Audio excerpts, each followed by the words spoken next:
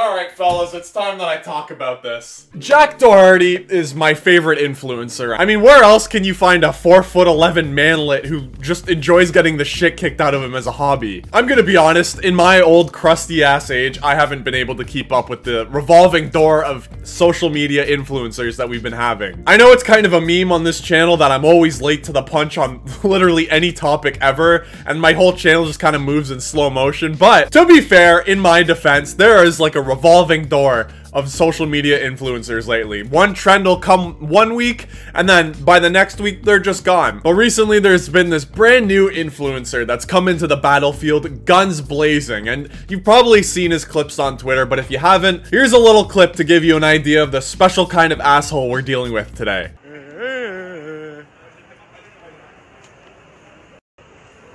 What? Little bro, what you gonna do? What you gonna do, bro? Yeah. Yeah. Now, I'm gonna be honest, Jack Doherty's content has one thing going for it at least, and that is, if you want your children to become absolute insufferable assholes, make sure you just show them this type of stuff. His content actually reminds me a ton of the YouTubers in 2016, and I know I make a lot of reference to those times, those dark times upon us, but he really does remind me of it a lot. I mean, his content is just all about fighting, having money, sexual draw to it. It really is just kind of the embodiment of 2016 and that whole YouTube era in just one little package, and emphasis on fucking little. It's honestly kind of crazy to me that we've come all the way around. The YouTube wildlife cycle has had its full circle of life, and we're gearing up for round 2 of these fucking idiots. A lot of Jack's content, as I mentioned already, has a lot to do with just fighting and being a general nuisance to society. His signature move is just going up to someone in the wild, someone random in the streets, and doing something that might potentially aggravate them. You know, a nip flip, a titty twister, I don't know, whatever you gotta do. And if he does get a reaction of some kind, what he'll do is he'll try and push them a little bit further. He'll try to egg them on, aggravate them into a fight, and if they bite, he fucking full-on sprints behind his bodyguards to get them involved. And then once he's all cuddled up in the big burly arms of the men in his security team, he acts like he would kickflip the spine of whoever he's talking to. It's honestly embarrassing, hilarious, and just sad, all in one swoop. Jack's story is the same as every other YouTube villain that was alive in 2016 and thriving in that type of environment. You know, they actually used to have a likable cadence about them. There used to be something that was super attractive to the viewer, whether they were just funny or generous or just seemed genuine on camera. And somewhere along the line, all of those guys just lost it. And I guess they got the little dollar signs in their eyes and they realized that being hated is a great way to earn money. If I had known that, I would have started a hate cult years ago. Especially when Jack was younger, he would make videos and they honestly weren't cringe at all. Even though he was a little kid, he was like 13 years old or however old he was. The videos weren't cringe. I wasn't uncomfortable watching them, and it seemed like the kid actually had a brain in his head and he was just happy to make content, and it was just, even though some of them were pranks, it was wholesome pranks. Very different from the pranks of today that could probably be called terrorism in some definitions. But now he's turned into that copy-paste LA douchebag YouTuber, and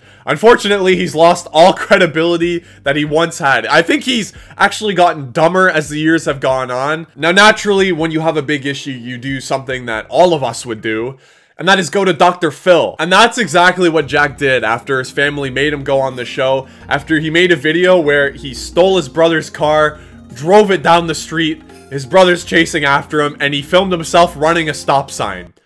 You goddamn hero.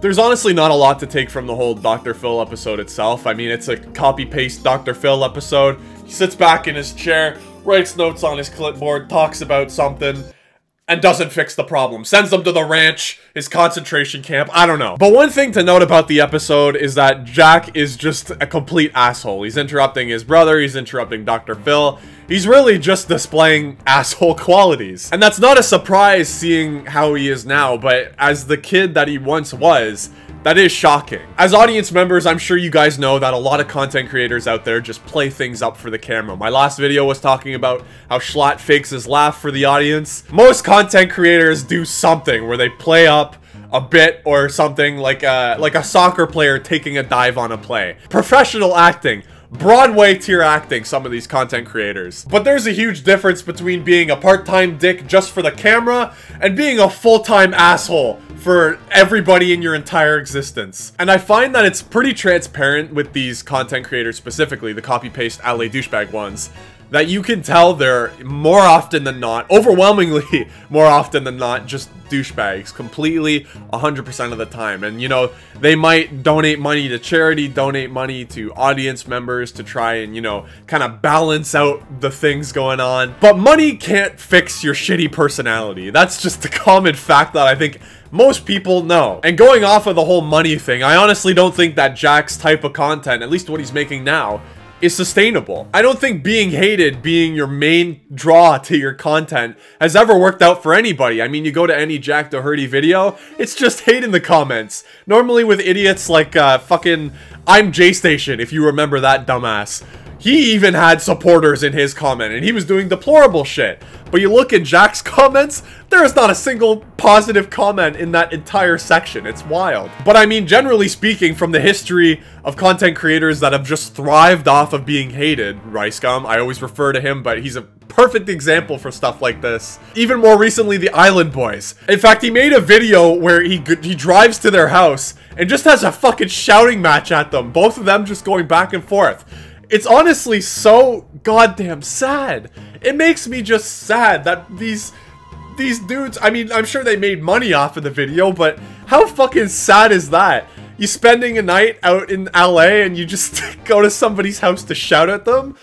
God, it just makes me so sad, man. But yeah, long story short, YouTubers that base their content around being hated and fully rely on that for getting clicks, they are destined to die out. I said the Island Boys already, but they are, again, a perfect example because they were gone as fast as they came onto the scene. And generally with YouTube, to build an audience, you have to build a connection with them. And usually to build a connection, you have to be likable in some remote sense. In fact, in these days, you don't even have to be likable. You don't even need a personality to build a channel anymore. You think of all those Mr. Beast clones, all of them with those 1,000-yard mustard gas influenced stares.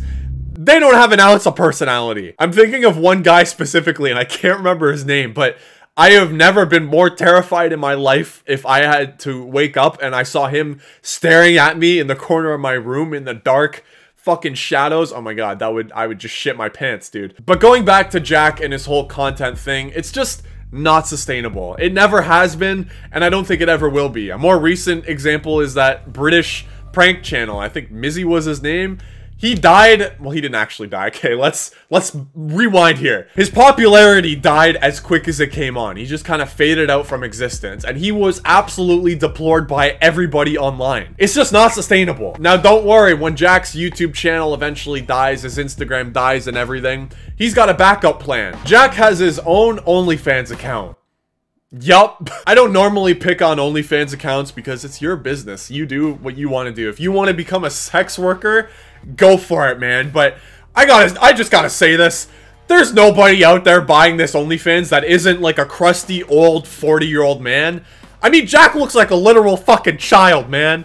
Anybody who has his OnlyFans should probably just be investigated. They might have like 10 terabytes of child porn or literally anything. I don't trust it. But his OnlyFans business doesn't stop there. As far as I know, in the little research that I've done on him, he manages OnlyFans girls, which you've managed to scam a few women into thinking that they need you to run their OnlyFans accounts. All the power to you, I guess. But I really do think this whole situation is going to end with his lavish spending, his YouTube reputation. It's all just going to go down the drain, like every other YouTuber before him. He's just another one of those influencers that's doing anything and everything to stay relevant.